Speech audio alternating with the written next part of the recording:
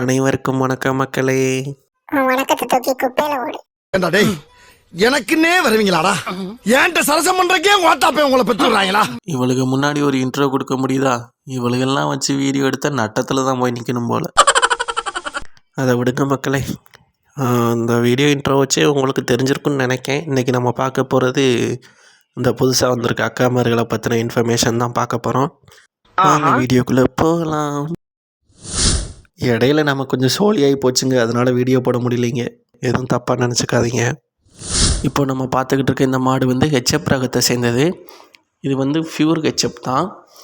இந்த மாடு வந்து இப்போ போட போகிறது 3வது கன்றுக்குட்டி. 6 பல்லு மாடு. கலர் வந்து நல்லா அம்சமாக இருக்குது பார்த்தீங்களா? நல்ல கொம்பு செட்டு.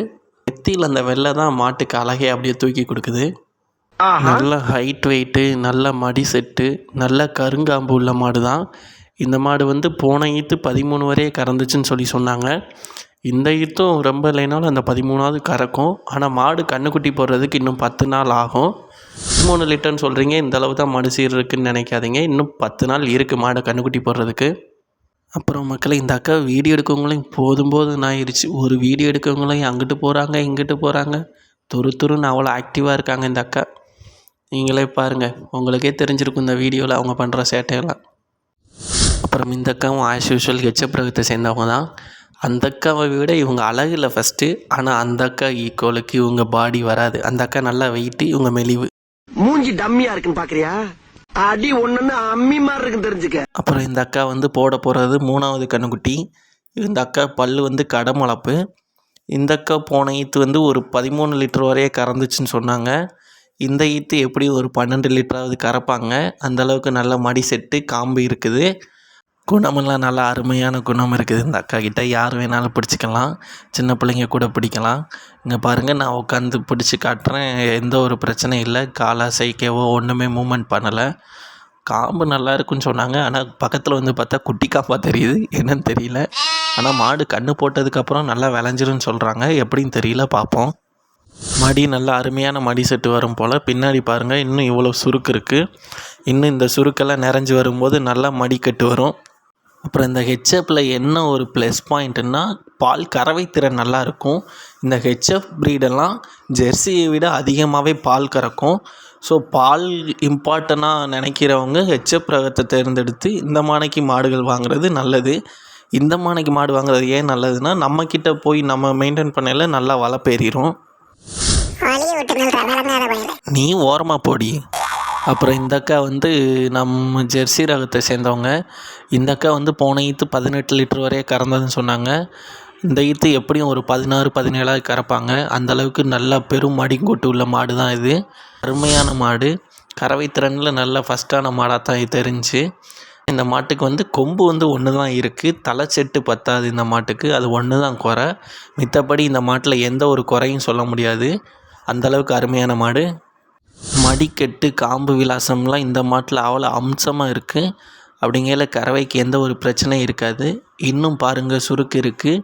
இன்னும் இந்த சுருக்கெல்லாம் ஃபுல்லாகி வரையில் நல்ல ஒரு பெரும் மடிக்கூட்டாக இருக்கும். கறவைக்கு அருமையாக இருக்கும். இங்கே பாருங்கள், குணத்தில் ரொம்ப ஃபஸ்ட்டாக இருக்குது. நம்ம தொட்டு பார்க்கும்போது கூட எந்த ஒரு மூமெண்ட்டும் பண்ணலை. இந்தளவு மடியிலேயே சில மாடுகள்லாம் நம்ம மடுவை தொட்டு பார்க்கும்போது மடி கூச்சத்துக்கு அங்கிட்டும் இங்கிட்டும் ஆடும், இல்லை கால் உதைக்கும். ஆனால் இந்த மாடு பாருங்கள், எந்த ஒரு மூமெண்ட்டும் பண்ணலை. எந்த ஒரு கால் அசைவும் அசைக்கவே இல்லை. ஜம்முன்னு அருமையாக நின்றுச்சு. அடிக்கிற வெயில என்ன ஏன்டா அலக்கழிக்கீங்க? இங்க வர செவரெல்லாம் பேர்ந்து கிடக்கு. சும்மா இருக்க நேரத்துக்கு இந்த செவரையாவது பூசுங்கடா. என்ன ஏன்டா அலக்கழிக்கீங்க? சிவப்பியக்கா, இந்த பக்கம் வாங்க, ஃபோட்டோவுக்கு அப்படியே ஒரு போஸ் கொடுங்க. அந்த பக்கம் திரும்பினா உங்க ஐயா மண்டையை கட்டுறாரு, கண்ணெல்லாம் கூசுது. இந்த பக்கம் மொகர கட்டையை வேற பார்க்க முடியல. போங்கடா. நீ இந்த ஒத்த கொம்பு வச்சுக்கிட்டு உன் மண்டையை விட எங்கள் ஐயா மண்டை நல்லா தான் இருக்குது. ரொம்ப பகுமானம் பண்ணாமல் திரும்பு. ஏண்டா போட்டோ எடுக்கிறதுக்கு முன்னாடி இந்த டவு சோம்பு, இந்த சிக்ஸ் சோம்பு, இப்படி விதவிதமா கம்பெனியில நிறைய விற்கிது. ஒரு சோப்பை வாங்கி குளிக்க வச்சுட்டு எடுத்தாதான் என்னடா? உன் மூஞ்சியை வீடியோ எடுத்து போகிறதே பெருசு, இல்லை உன்னைய குளிக்க வச்சு சீவி சிங்காரிச்சு வேற போட்டோ எடுப்பாங்க. போடி உள்ள அமைதியா. கொஞ்ச நேரம் உள்ளே தூங்கிட்டு வந்து பார்த்தா பூரா பையிலையும் பார்சல் பண்ணி வண்டியில் ஏற்றிட்டு இருந்தாங்க. என்ன நம்ம வீட்டில் விசாரிச்சா பூரா சேல்ஸ் ஆகிட்டான்னு சொல்கிறாங்க. பேச்சாடா பேசுன, கொஞ்சம் நெஞ்ச பேச்சா பேசுன. என்ன ஆட்டம் போட்டாங்க. வந்த உடனே 3 பர்சங்களும் டிக்கெட் வாங்கி பார்சல் பண்ணியாச்சு. 3 பசங்களும் சேல்ஸ் ஆகிட்டாங்க. இப்போ வெளியே கிளம்பிட்டாங்க. அதில் இந்த நடுவில் இருக்க இந்த கருப்பர் வந்து ராஜா பகவத் மாதிரி இருக்கேன்னு ஒரு டைலாக் சொன்னார். இப்போ அவர் மூஞ்சியை பார்த்தீங்களா எப்படி இருக்குன்னு. பாவம் பசங்களை ரொம்ப கிண்டல் பண்ண வேணான்ட்டு நானும் சும்மா கூட ஹெல்ப் மட்டும் பண்ணிக்கிட்டு இருந்தேன். அவங்க நல்லா வேடிக்கை பார்த்துட்டு இருந்தாங்க என்ன பண்ணுறோங்கிறத. போயிட்டு வரேன்டா ஓனர் மகனே. வாங்கிட்டு இருந்தா வெறும் புழுத்த புண்ணாக்கு புழு பிடிச்ச தவிடு தான் போடுவேன். நான் இனி போய் நல்லா சாப்பாடு சாப்பிட போறேன். கீழே விழுந்தாலும் மீசையில் மண் ஒட்டாத மாதிரி பேசுகிறவத்தையா அவட்ட எதுக்கு சண்டை போடணும்னு கீழே இறங்கி வந்து நின்னா. இங்கே என் தம்பிக்காரன் கேனை எடுத்துகிட்டு வந்து டேய் டிரைவர் அண்ணனுக்கு தண்ணி பிடிச்சி கொடுறா அப்படிங்க.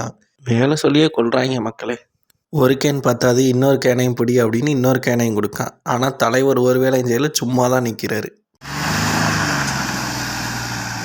இந்த ஊரில் சரியான மழை மக்களே. எல்லா இடமும் பயங்கர ஈரமாக இருக்குது. வண்டி இந்த சகதியில் பதிஞ்சிருமான்னு நினச்சோம், நல்ல வேலை பதியலை.